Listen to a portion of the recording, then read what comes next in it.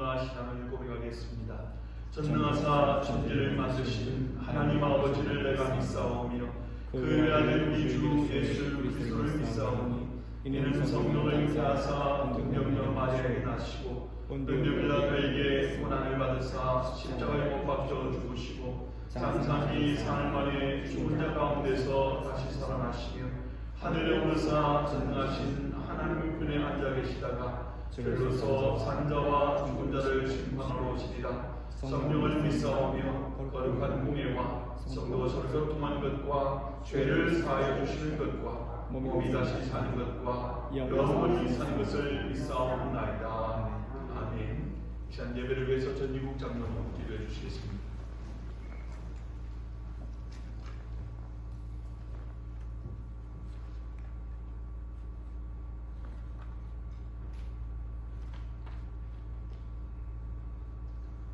여호와 하나님께 존귀와 찬양과 경배를 올립니다. 저희들이 죄로 인하여 절망과 좌절 속에 있는 저희들을 크신 은총과 큰 사랑으로 용하시고 자녀 삼아주신 주님의 귀한 은혜 감사드립니다. 주님의 자녀가 된 본서를 받아 하나님의 은혜 안에 살면서도 합당치 못한 저희들을 용서하여 주시옵소서.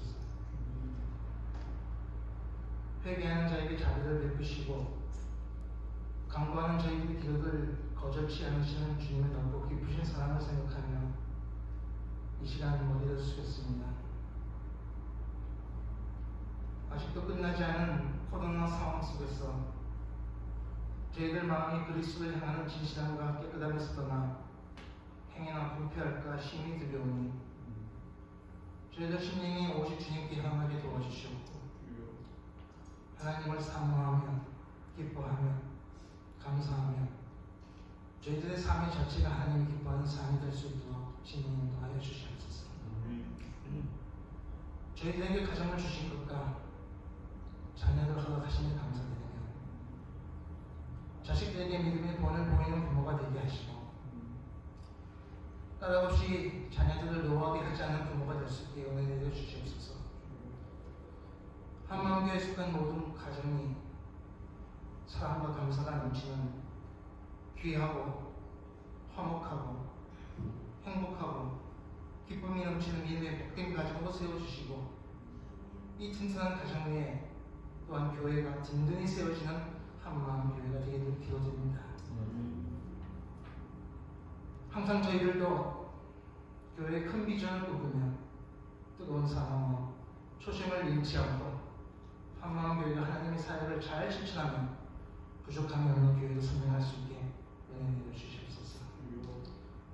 저희들의 좋은 목자이신 목사님 영육간에 강건하게 도와주셨고 또한 권능을 주셔서 저희들에게 겸손과 열린 마음을 갖고 말씀을 듣게 하사 저희들에게 큰 은혜와 새로운 삶의 변화가 되게 이끌어 주시옵소서.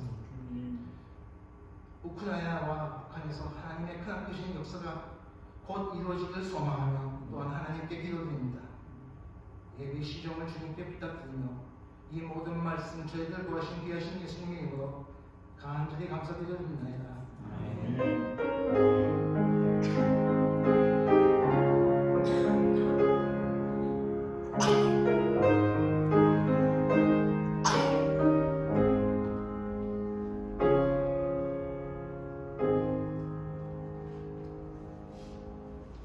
하나님께 예물 드리겠습니다.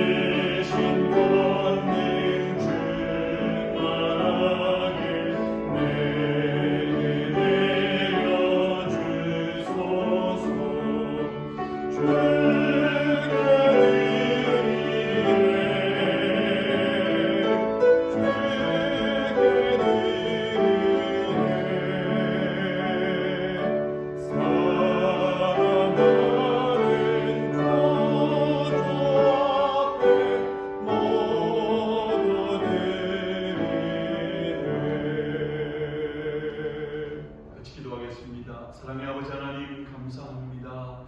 늘 우리의 삶과 동행해 주시고 늘 우리의 연약한 삶과 필요를 아시고 채워주시는 좋으신 아버지 하나님, 한 주간의 삶 가운데도 임마누엘 함께 해주셔서 우리를 지키고 보호해 주시며 또 사랑하는 성도님들이 삶의 현장에서 일터에서 수고하여 애쓰게 하시고 또 그 소득을 얻게 하셔서 이 시간 하나님 앞에 예배로 나올 때에 하나님 주는 것이지만 우리의 마음과 정성을 담아 예물 드리게 하시니 하나님 감사드립니다.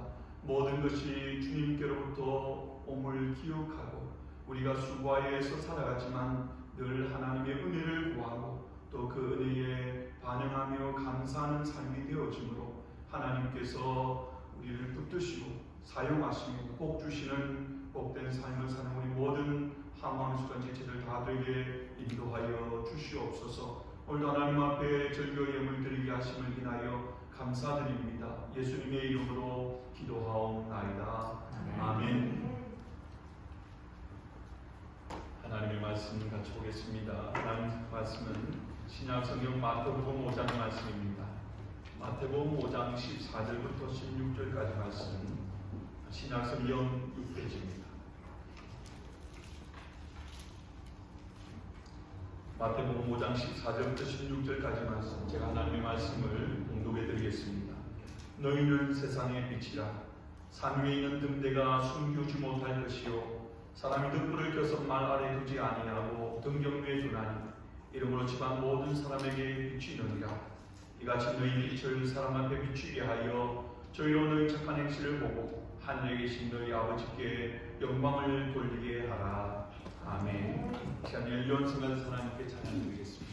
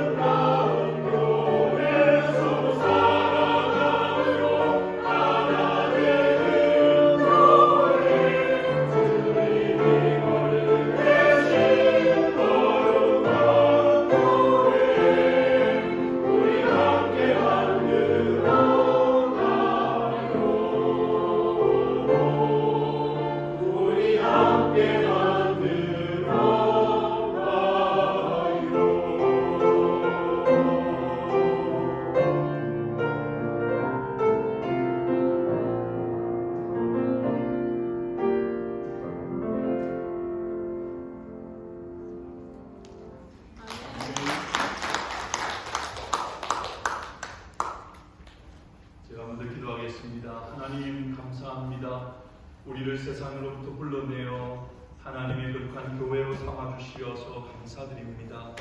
교회로서 이 땅 가운데 하나님 맡겨온 사명 감당하기 위하여 이 시간에도 우리 하나님 앞에 나와 하나님을 예배합니다. 예배 가운데 주의 말씀 듣습니다. 주신 말씀 잘 듣고 마음 안에 새기며 깨달아서 정말 하나님께서 우리를 불러주신 그 부르심에 합당한 삶을 사는 우리 모든 믿음의 지체들에게 인도하여 주시옵소서. 감사드립니다. 예수님의 이름으로 기도하옵나이다. 아멘. 예수님의 공생의 초기 사역 중에서 가장 놀라운 것이 예수님의 가르침입니다. 그리고 그 가르침에 핵심되는 내용이 오늘 본문이 포함되어 있는 산상수훈의 말씀입니다. 산상수훈이란 말은 문자 그대로 산 위에서 하신 말씀, 산상설교라고 그렇게 말할 수 있습니다. 마태복음 5장부터 7장에 기록된 내용인데 이 내용은 그 당시에 하나님으로부터 택함받은 선민이라고 자부하는 이스라엘 백성들에게 들려진 말씀이지만 사실은 장차 예수 그리스도를 통해서 구원받을 하나님 나라의 백성들, 그 백성들에게 주어진 천국 시민의 헌법과 같은 그런 말씀입니다. 예수를 믿고 구원받은 하나님 나라의 백성, 천국 시민은 이러이러한 사람이 되어야 되고 그리고 이러이러한 모습의 삶을 살아야 한다. 그것을 예수님께서 공생의 사역을 시작하시면서 선포하실 것입니다. 이게 여러분 산상수훈의 예수님의 가르침이고 설교의 핵심적인 내용입니다. 여러분 당시에 이 예수님의 말씀이 얼마나 파격적이었고 힘이 있었는지 이 산상수훈의 말씀을 들은 사람들의 평가를 마태복음 7장 28절 29절에 이렇게 말씀합니다. 예수께서 이 말씀을 마치심에 무리들이 그 가르치심에 놀래니 이는 그 가르치시는 것이 권세 있는 자와 같고 저희 서기관들과 같지 아니함이라. 그 전에 그들이 어릴 적부터 이스라엘 백성을 계속해서 하나님의 말씀을 듣지 않습니까? 읽고 듣고 배우고 암송하고 그들이 하나님의 택한 받은 아브라함의 자손이라는 것에 가장 큰 자부심으로 어릴 적부터 철저하게 하던 겁니다. 그러니까 누구보다도 말씀에 대한 열심이 있죠. 그리고 어쩌면 그 내용들도 잘 알고 있습니다. 그들에게 주로 이 말씀을 가르쳐 주던 것은 바리새인이나 서기관 같은 종교 지도자들이고 그들로부터 배운 집에서의 아버지, 어머니, 가장들이 또 자녀들에게 그 말씀을 가르칩니다. 그런데 자신들이 지금까지 그렇게 많이 듣고 배워서 너무나 잘 알고 있는 말씀과 예수님이 주시는 이 말씀을 들을 때에 비교가 되지 않을 만큼 놀라움이었다는 거예요. 그것을 지금 고백하는 것입니다. 그리고 이 내용의 대표적인 것이 바로 본문 14절에서 말씀하는 천국 백성은 어떤 사람인가? 그것에 대한 정의입니다. 어떤 것이죠? 너희는 세상의 빛이다. 물론 그 앞에 너희는 세상의 소금이라는 내용이 있지만 오늘은 빛이라는 이 부분에 대해서 집중적으로 말씀을 나누기를 원합니다. 천국 백성된 그리스도인은 어떤 존재인가? 그들은 어떤 신분의 사람이고 어떤 정체성을 가진 사람인가? 그것을 한마디로 표현하는 것이 너희는 세상의 빛이다. 너희는 세상 가운데서 빛과 같은 존재이다. 그렇게 말씀한 것입니다. 여러분 우리가 잘 아는 것처럼 이 세상의 신분에는 항상 두 가지 면이 다 포함되어 있습니다. 내가 어떤 신분을 취득했습니다. 그러면 거기에는 제일 먼저 특권이 따라옵니다. 권리가 주어지는 것이죠. 그래서 그것을 통해서 내게 주어진 그 신분에 걸맞는 복을 누리면서 살아갑니다. 그리고 또 한 면은 특권과 아울러서 항상 오는 게 의무고 책임이 주어집니다. 예를 들어서 여러분 한 나라의 국민이 되었다 그러면 어떻습니까? 그 나라 국민으로서의 특권이 있습니다. 그 나라 영토 안에 자유롭게 거주할 수 있고 경제활동을 할 수 있고 그 밖에 그 나라 국민으로서 누리는 여러 가지 혜택들을 누리게 됩니다. 심지어는 그 나라 여권만 들고 가면 외국에 나가서도 그 나라 국민으로서 보호를 받고 또 혜택을 누리게 됩니다. 그리고 거기에 또 그 반면에 주어지는 책임과 의무가 있죠.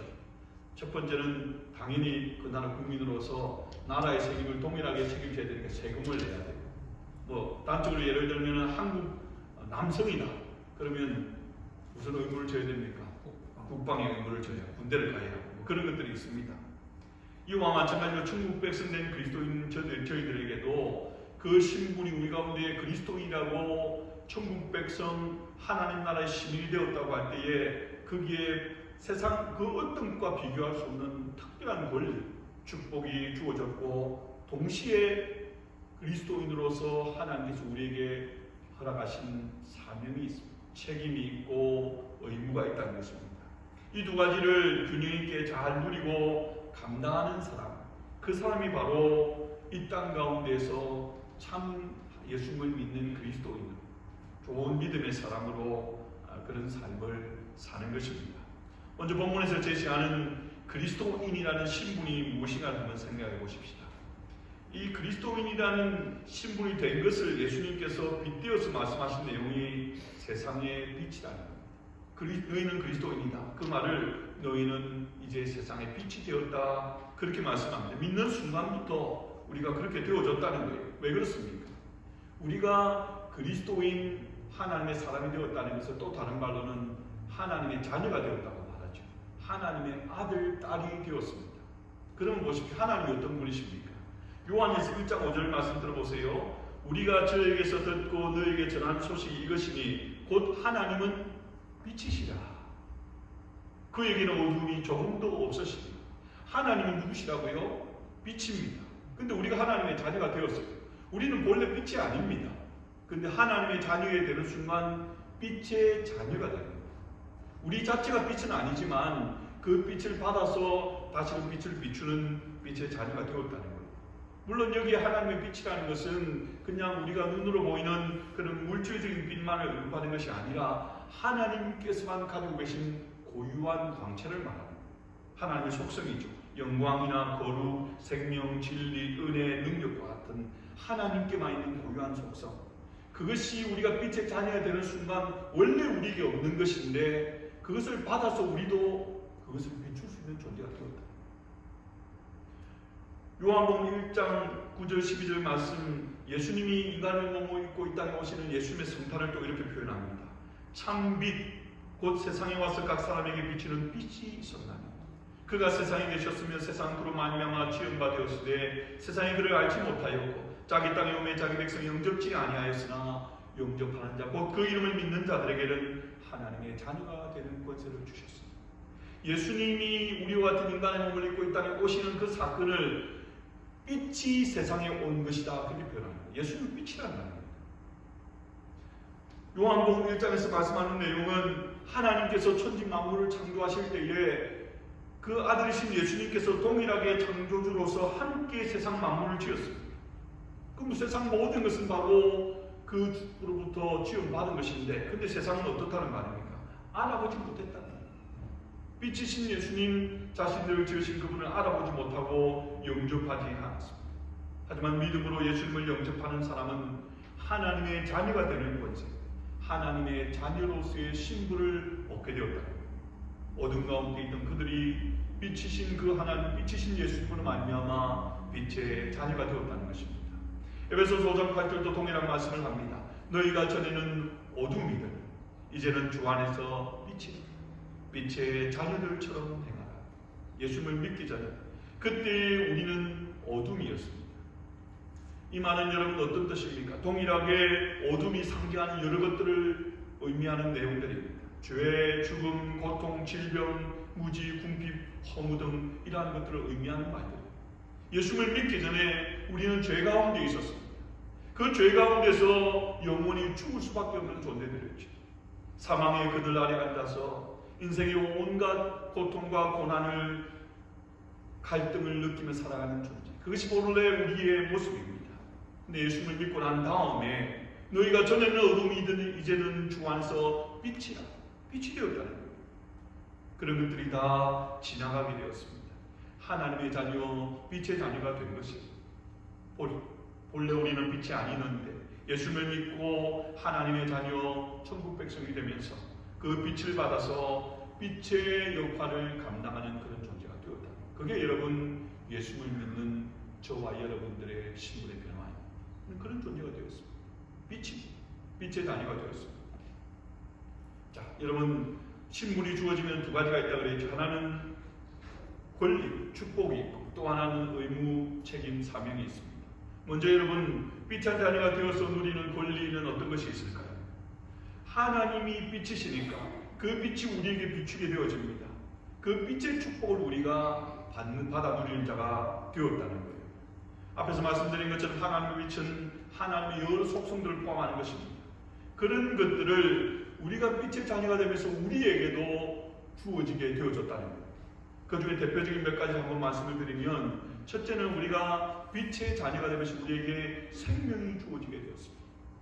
여기서 말하는 생명은 단지 우리가 육신적으로 이 땅에 길면 100년 살다가 없어지는 그런 육신적인 제한된 생명이 아니라 영적인 생명과 영원한 생명을 포함하는 것입니다. 예수님을 믿음으로 말미암아 우리 가운데 영원한 생명, 영생의 생명이 주어지게 되어졌습니다. 마태복음 4장 16절에 보면 예수님께서 이 세상에 오신 것을 구약 이사야 9장의 말씀을 인용해서 이렇게 말씀합니다. 흑암에 앉은 백성이 큰 빛을 보았고 사망의 땅과 그늘에 앉은 자들에게 빛이 비추었다. 사망의 땅에 그 그늘에 앉아있는 인생들에게 빛이 비추었다고 말씀합니다. 왜 여러분 우리 인생은 사망의 그늘에 앉아있다고 말했습니까? 사망의 그늘이에요. 사망의 그늘에 앉아있는데 빛이 비쳤습니다. 그럼 그 빛은 어떤 빛이라는 것을 강조하는 겁니까? 생명의 빛이라는 것을 강조하는 거예요. 생명을 강조하기 위해서 우리가 사망의 그늘에 앉아있었다고 합니다. 사망의 그늘 가운데 앉아있는 저희들에게 생명의 빛이 비추게 되었습니다. 요한복음 1장 4절을 보면 이 사실을 이렇게 증거합니다. 그 안에 생명이 있었습니다. 빛으로 오신 예수님 안에 뭐가 있었다고요? 생명이 있었습니다. 이 생명은 사람들의 빛이다. 예수님 안에 감춰져 있는 그 생명이 우리가 예수 그리스도를 통하여서 하나님을 믿고 빛의 자녀가 되어줌으로 말미암아 우리 가운데 빛으로 말미암아 생명이 들어오게 되었다는 거예요. 요한복음 8장 12절에도 같은 말씀이 나옵니다. 나는 세상의 빛이니 나를 따르는 자는 어둠에 다니지 아니하고 생명의 빛을 얻으리라. 전부 똑같은 말씀이죠. 이 세상의 빛으로 오신 예수님을 말미암아 우리 가운데 우리가 더 이상 이제 어둠 가운데 그 죽음 가운데 머물러 있지 아니하고 생명의 빛으로 생명을 얻어 누리는 존재가 되었다. 우리 가운데 생명의 빛이 비추게 되었습니다.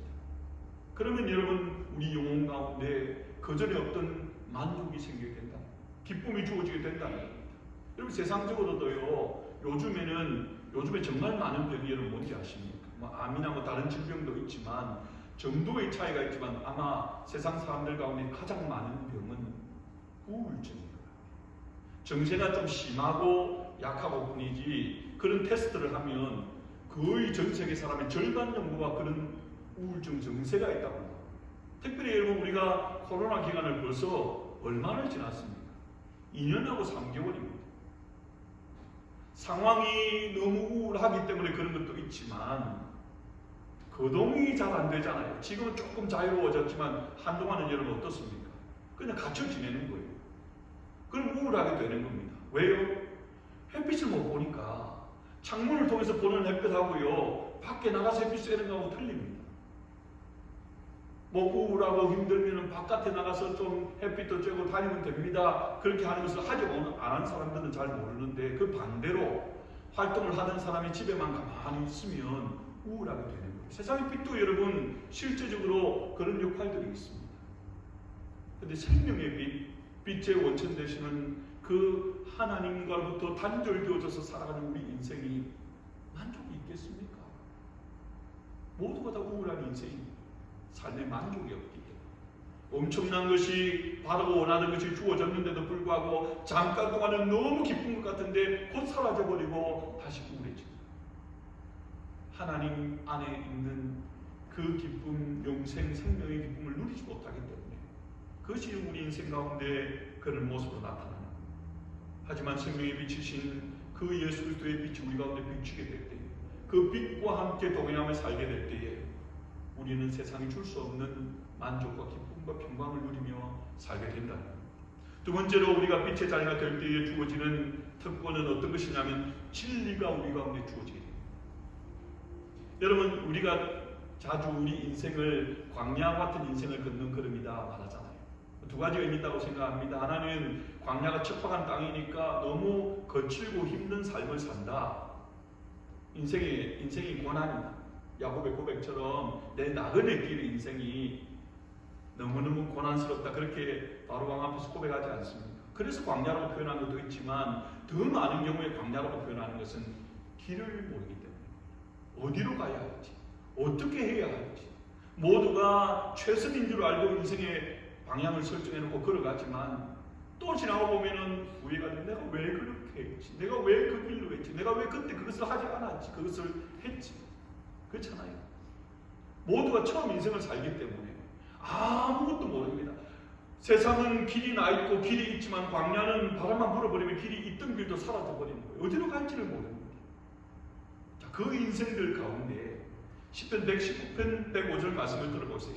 주의 말씀은 내 발의 등이요 내 길의 빛이니이다. 하나님의 말씀이 우리 가운데 한치 앞을 알지 못하고 어디로 가야 할지 어떻게 해야 할지 모르는 우리 인생 가운데 비춰주는 등불과 같이 빛과 같이 그런 역할을 한다는 거예요. 우리가 예수 그리스도를 믿음으로 빛의 자녀 하나님의 자녀가 되어지는 순간에 그때부터 진리가 우리를 인도합니다. 하나님의 말씀의 진리가 우리를 인도하니까 아무것도 모르고 살아가는데도 그냥 모르고 가는 걸음이 아니라 하나님이 우리와 함께 하시는 걸음, 하나님이 인도하시는 걸음이 됩니다. 광야 인도 가운데 물기둥 푸른 기둥으로 그들을 인도하셨던 것처럼 그렇게 하나님이 우리를 인도해 주신다는 거예요. 그 가는 길이 보증된 길이라고 한번 생각해 보십시오. 확실한 가이드가 우리를 인도하는 길이라고 생각해 보십시오. 그러면 우리가 여기 갔다 저기 갔다 방황할 일이 없겠죠. 걱정하고 근심할 일이 없겠죠. 어떤 상황 가운데서도 안심할 수 있고 맡기고 따라갈 수 있게 되어집니다. 여러분 그것이 바로 영적인 자유입니다. 진리가 우리 가운데 올 때에 주님 안에서 참 자유를 누리게 된다는 거예요. 여러분 이 말씀이 요한복음 8장 32절의 말씀입니다. 진리를 알지니 진리가 너희를 자유케 하리라. 진리 되시는 그 하나님의 말씀 성령께서 우리를 인도하시면 우리가 참 자유한 자가 된다는 거예요. 속박된 자의 삶이 아니라 참 자유를 누리는 그런 인생으로 살게 된다는 겁니다. 세 번째로 우리가 빛의 자녀가 될 때 우리 가운데 주어지는 특권 권리는 우리 가운데 능력이 주어집니다. 우리는 무능한 자입니다. 우리는 연약한 자입니다. 금방 대단한 것을 이루고 스스로 설 것처럼 되어졌다가도 어느새 넘어져 있고 아무것도 할 수 없는 것이 바로 우리 인생이죠. 그것 때문에 고통하고 절망하고 그렇게 살아가는 우리 인생들인데 말라기 4장 2절 말씀을 들어보세요. 예수님이 장차 오실 때에 어떤 일이 있을 것에 대한 예언의 말씀으로 말라기 선지자를 통해서 이렇게 말씀합니다. 내 이름을 경외하는 너에게는 공의로운 해가 떠올라서 치료하는 광선을 비추리니 너희가 나가서 외양간에서 나온 송아지같이 되리라. 여러분 여기에 공의로운 해가 의의 태양이신 예수님을 말하는 거예요. 예수님으로부터 치료하는 광선이 우리 가운데 비치게 된다는 겁니다. 이 치료는 육신적인 질병을 고치는 것뿐 아니라 더 큰 것은 우리의 심령, 우리 마음 깊은 곳에 있는 고침받아야 될 연약한 부분들입니다. 그것이 비침을 받는 거예요. 그것을 어떻게 표현했습니까? 마치 외양간에 갇힌 송아지가 풀려서 막 뛰어다니는 것처럼 고통과 절망과 무언가에 꽉 억눌려 있는 우리 인생이 그것으로 말미암아 자유함을 누립니다. 그러한 치료함을 받게 된다고 말씀합니다. 그 외에도 여러분 얼마든지 많이 있지만 대표적인 것들을 말씀드렸습니다. 주님 안에 가게 될 때 빛으로 오신 그 예수 그리스도를 믿음으로 하나님의 자녀, 빛의 자녀가 되어지면 우리 가운데 이런 것들이 주어진다는 거예요. 어떤 것들이라고 말씀드렸죠 제가? 첫 번째는 무엇이요? 생명, 그죠? 영원한 생명, 참 생명이 우리 가운데 주어지죠. 두 번째 큰 소리를 이야기해 주세요. 뭐라고요? 진리의 말씀이 우리 가운데 주어지는 거예요. 우리는 한 번도 가보지 않은 인생을 자신 있게 걸어갈 수 있도록 하나님의 말씀이 진리의 빛으로 우리를 인도해 주신다. 그것이 우리 가운데 주어졌습니다. 우리가 날마다 하루를 시작하며 바쁜 와중에도 일어나서 기도하고 말씀 앞에 서는 것은 그 하루의 인도함을 받기 위해서입니다. 말씀으로 우리를 인도하십니다. 그리고 또 한 가지는 능력을 주십니다. 우리는 무능하고 우리는 연약하지만 주님 능력이 있어 그 능력의 손으로 우리를 능히 도우십니다. 자, 이러한 우리가 빛의 자녀로서의 생명과 진리와 능력 등의 여러 가지 축복을 받아 누리며 살아갑니다. 그리고 장차는 이 세상의 그 어떤 것과 비교할 수 없는 영원한 천국에 들어가게 되어지죠. 이런 놀라운 특권이 지금 현재 예수를 믿는 저와 여러분에게 주어진 것입니다. 여러분 이 사실을 잊지 마시고 이 땅 가운데 사는 동안에 이것을 누리며 살아요. 주셨는데 누려야지. 그것이 바로 복된 인생으로 사는 비결입니다. 그리고 또 한 가지 우리가 기억할 것은 이 특권과 아울러서 우리에게 책임이 주어졌다고 했죠. 그것은 여러분 빛의 사명입니다. 오늘 본문에서 예수님이 빛의 자녀가 되었다고 말하는데 그냥 말하지 않고 그냥 빛이라고 하지 않고 너희는 세상의 빛이다 그렇게 말하죠. 세상의 빛이다. 14절 말씀 다시 보세요. 너희는 세상의 빛이다. 이 말이 의미하는 바가 뭘까요? 왜 그냥 빛이다, 하나님의 빛이다, 뭐 그렇게 말하자고 세상의 빛이라고 말했어요. 세상 가운데서 빛으로 불러주신 우리에게 하나님이 맡긴 사명이 있다는 거예요. 이 세상 가운데 우리가 감당해야 할 책임과 의무가 있다는 거예요. 그 첫 번째 책임 사명은 바로 복음 전파의 사명입니다. 본문 14절 15절 말씀 보세요. 너희는 세상의 빛이라. 산 위에 있는 동네가 숨기우지 못할 것이요 사람이 덕불을 켜서 말 아래 두지 아니하고 등경 위에 두나니 이름으로 집안 모든 사람에게 비치느니라. 여러분 저녁에 집에 들어가서 불을 왜 켭니까? 왜 켜죠? 어두우니까 밝히려고. 어두워 안 보이잖아요. 밝히려고 불을 켜잖아요. 주위에 집들이 있는 집은 컴컴해도 그렇게 컴컴하지 않은데 우리는 컴컴하면 제법 컴컴하면 주위 집이 없거든요. 점점 캄캄합니다. 불을 켜는 이유는 밝히려고 불을 켜는 거예요.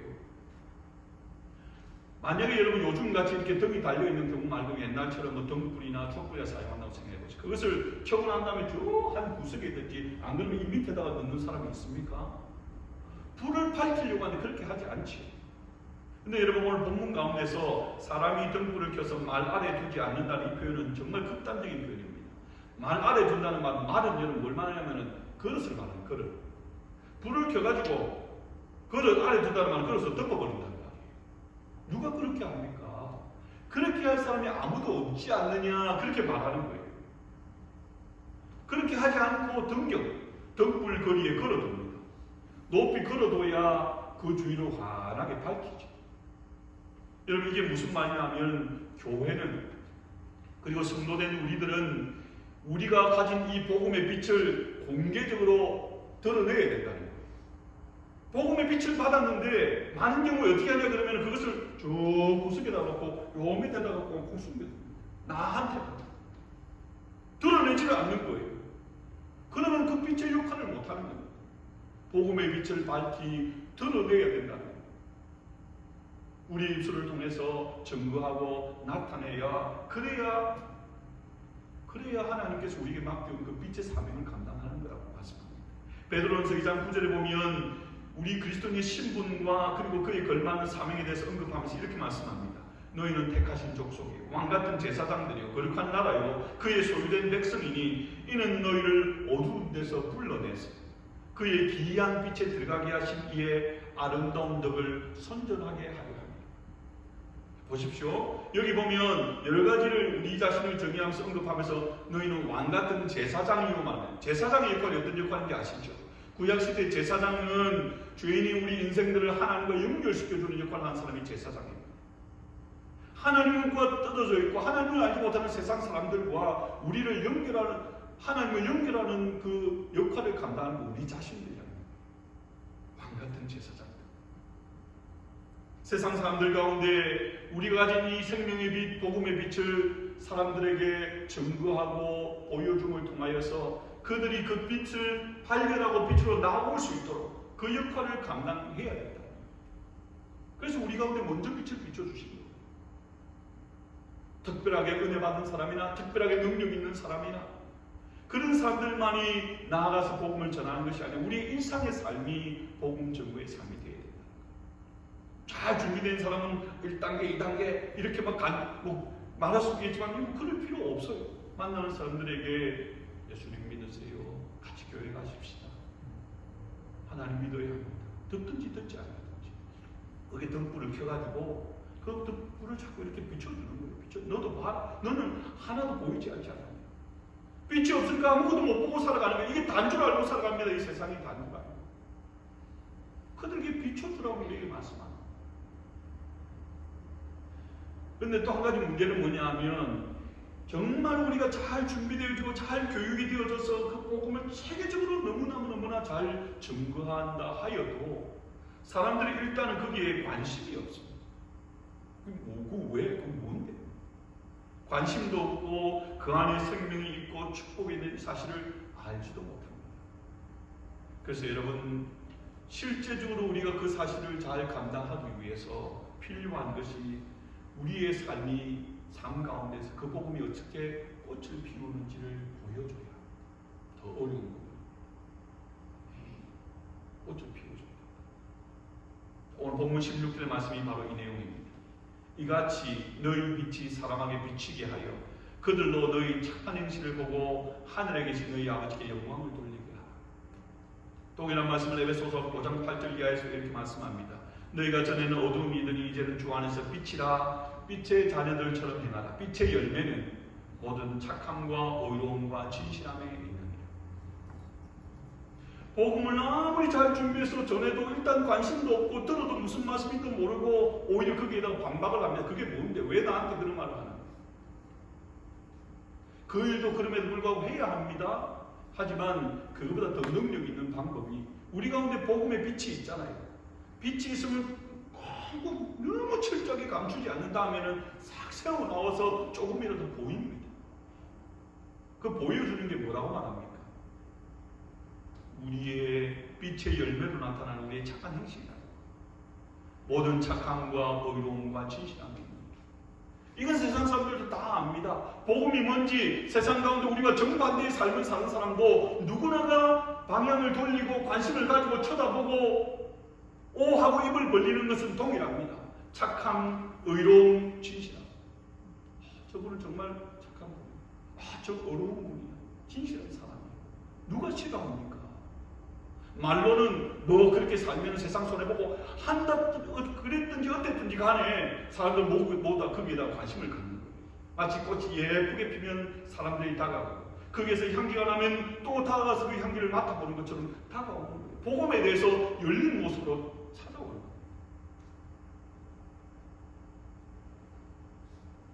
그것이 여러분 가장 힘있게 복음이 증거되어지고 관심을 갖기 시작한 그런 말씀이 됩니다.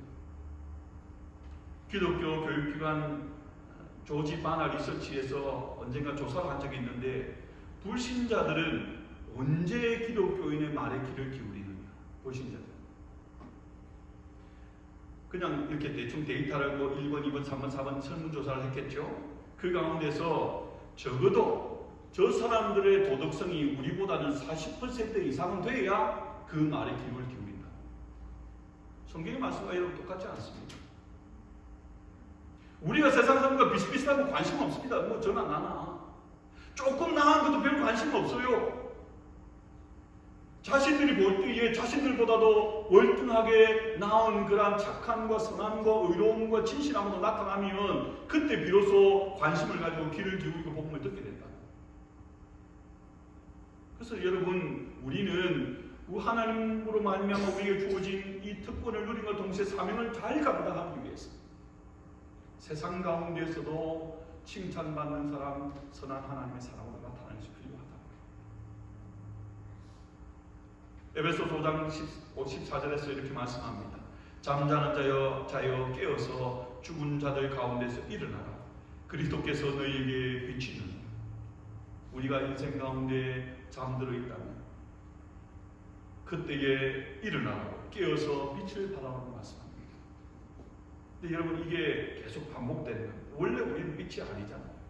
예수 그리스도로 말미암아 하나님의 빛이 우리 가운데 투영되어서 다른 사람에게 비추게 됩니다. 그런데 연약한 아주 미미한 빛입니다. 미미한 빛이라도 그 빛을 비치게 되어지면 그것이 어떤 연쇄 반응을 일으키냐 그러면 그리스도께서 너에게 비치십니다. 그러면 하나님의 빛이 더 강렬하게 우리에게 비치고 그러면 더 강렬한 빛이 우리 가운데 더 강하게 비치게 되어집니다. 연약하지만 우리가 하나님이 기뻐하시는 대로 말씀대로 성령의 인도하신 대로 살려고 그렇게 노력하면 하나님께서 도우신다는 거예요. 나는 그렇게 선한 사람이 아닙니다. 나는 그렇게 진실한 사람이 되지 못합니다. 근데 그렇게 살려고 주여 도와주십시오. 그렇게 하는 가운데 하나님 나를 더욱 그런 사람으로 만들어 주신다. 도와주신다. 그래서 점점 예수 그리스도를 닮은 하나님의 삶으로 만들어져가. 그때에 우리가 전하는 그 복음이 힘을 얻게 되죠. 하나님께서 우리에게 맡기는 사명을 감당하는 인생이 됩니다. 여러분, 초반에 제가 그런 말씀을 드렸죠. 좋은 그리스도인은 하나님 주신 그 복을 이 땅 가운데 누리며 사는 그리스도인.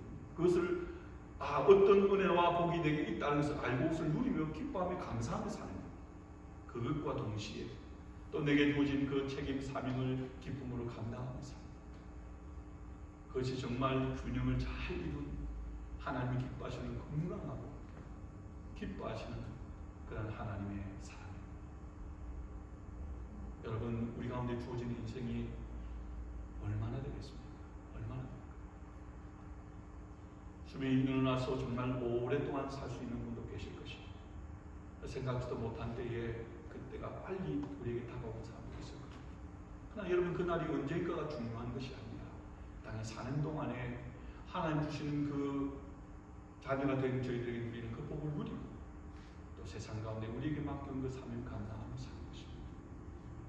그러한 은혜와 복을 누리고 사명 감당하며 사는 우리 모든 믿음의 지체들 되시기를 주님의 이름으로 축복합니다. 기도하겠습니다. 사랑의 아버지 하나님, 감사합니다. 어둠 가운데 있던 저희들을 불러서 빛으로 빛의 자녀로 삼아주신 주님 감사합니다.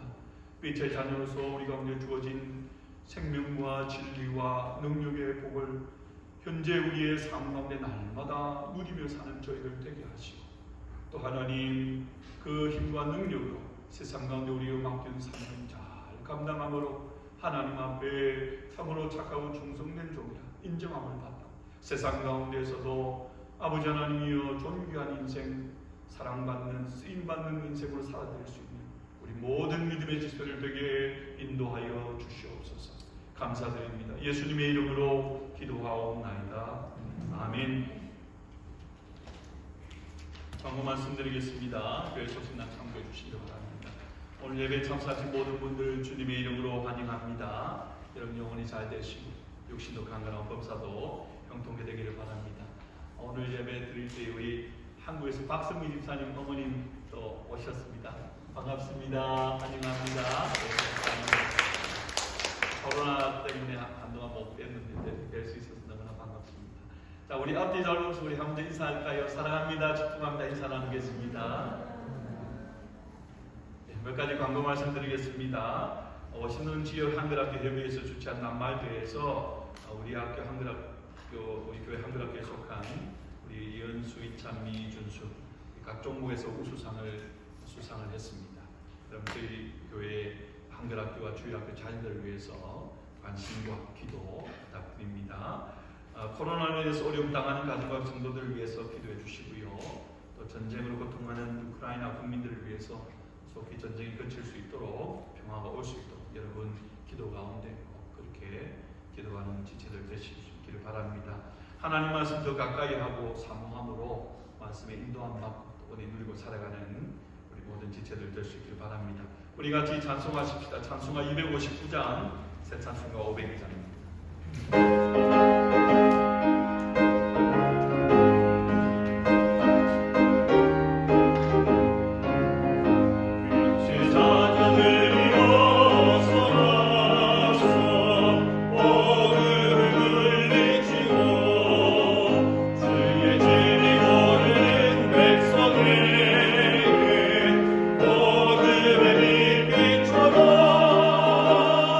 인체 사자들이여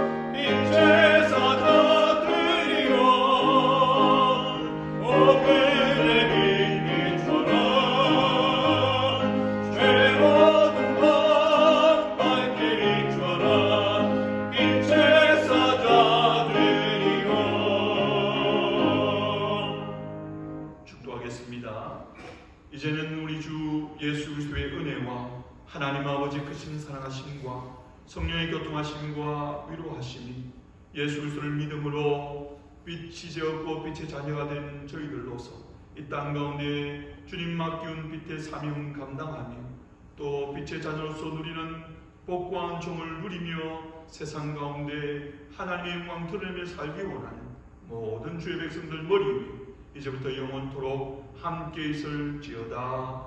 아멘.